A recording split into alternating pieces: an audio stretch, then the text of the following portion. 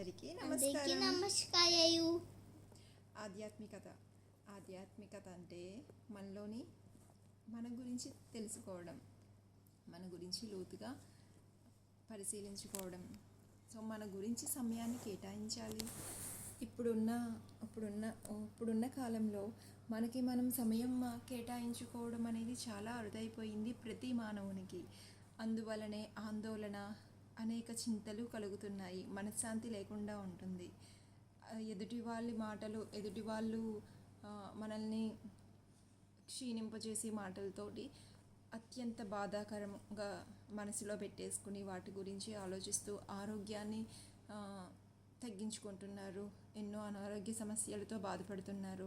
మనకి ఎప్పుడూ వచ్చి రోగాల కన్నా మానసిక వేదనతో వచ్చి రోగాలు అత్యంత అధికంగా అయిపోయినాయి. దానివల్లే అనేక మంది ఎంతో దాన్ని ఆరోగ్యం మీదకి తెచ్చుకుని ఎంతోమంది ఎన్నో సమస్యలతో ఇబ్బంది పడుతున్నారు. అది ఉండకుండా ఉండాలంటే, దాన్ని తగ్గించుకోవాలంటే మనకి మనం సమయాన్ని కేటాయించుకోవడం అనేది ఎంతో ముఖ్యం, చాలా ముఖ్యం. మనకి నచ్చిన పనులు చేస్తూ ఉండాలి రోజుని.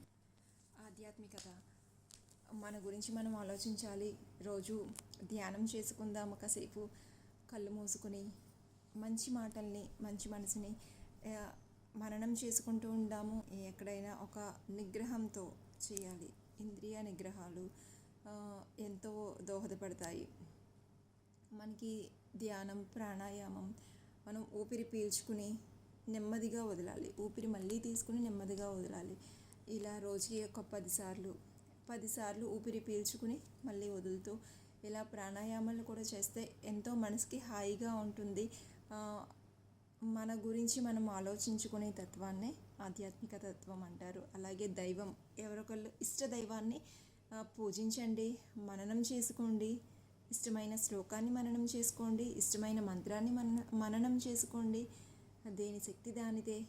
ఇది మనలోని ప్రశాంతతను పెంపొందించాలి. అన్నిటికన్నా ముందు అది ముఖ్యం. అలాగే మన తోటి వారితో మీరు అనుకున్న ఎవరో ఒకళ్ళ గురువు మాటలు వినండి. ఒక గురువు కానీ, అయితే మీ కుటుంబ సభ్యుల్లో ఒకరు మీకు బలాన్ని ఇచ్చే మాటల్ని తీసుకోండి.